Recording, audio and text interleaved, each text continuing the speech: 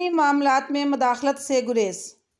کسی بھی ملک کے اندرونی معاملات میں مداخلت سے گریز پاکستان کی خارجہ پالیسی کا اہم مقصد ہے۔ اس لیے نہ تو پاکستان کسی کے نجی معاملات میں مداخلت کرتا ہے اور نہ ہی کسی کو اجازت دیتا ہے کہ وہ پاکستان کے اندرونی معاملات میں مداخلت کرے۔ اسلامی ممالک کا اتحاد۔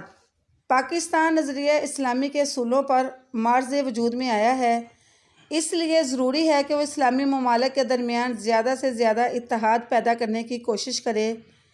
اس لیے ہر آنے والی حکومت نے خارجہ پالیسی میں اس بنیادی اصول کو پیش نظر رکھا اور اسلامی ممالک کے درمیان اتحاد کی فضا پیدا کرنے کی کوشش کی۔ عراق ایران کی جنگ ہو یا عراق کویت کی جنگ یا افغانستان پر روسی حملہ ہو یا نظریاتی یلغار، پاکستان نے ہر آڑے وقت میں یعنی کہ مشکل وقت میں اسلامی ملکوں میں اتحاد کی فضا قائم کرنے کی اور ان کی حمایت کرنے کی ہمیشہ بھرپور کوشش کی ہے۔ روس سے آزاد ہونے والی اسلامی ریاستوں کے ساتھ ہمارے تعلقات اسی اصول کے پیش نظر مضبوط ہو رہے ہیں۔ اسٹوڈنٹس، نیکسٹ پوائنٹ ہے نسلی امتیاز کا خاتمہ۔ پاکستان دنیا میں امن چاہتا ہے جو نسلی امتیاز کے خاتمے سے ممکن ہے۔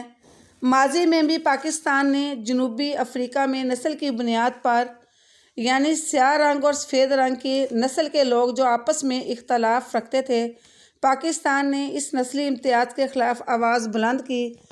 پاکستان کے اندر بھی نسلی امتیاز کا خاتمہ کیا گیا ہے اور اقلیتوں کو بھی برابری کے یعنی کہ مساوی حقوق دیے گئے ہیں۔ نیکسٹ پوائنٹ ہے اقوام متحدہ کے منشور کی حمایت۔ پاکستان اقوام متحدہ کا سرگرم رکن ہے اور ہمیشہ اقوام متحدہ کے منشور کا زبردست حامی رہا ہے، اس لیے اس کی خارجہ پالیسی بھی اقوام متحدہ کے منشور کے مطابق بنائی گئی ہے۔ یہی وجہ ہے کہ پاکستان تمام اقوام کے درمیان امن اور خوشحالی کو فروغ دینے اور تمام تنازعات کو پرامن طریقوں سے اور باہمی مذاکرات سے حل کرنے کی حمایت کرتا ہے۔ مسئلہ کشمیر اور مسئلہ فلسطین کو بھی مذاکرات کے ذریعے حل کروانے کی حمایت کی ہے اور جنگ کی ہمیشہ مخالفت کی ہے۔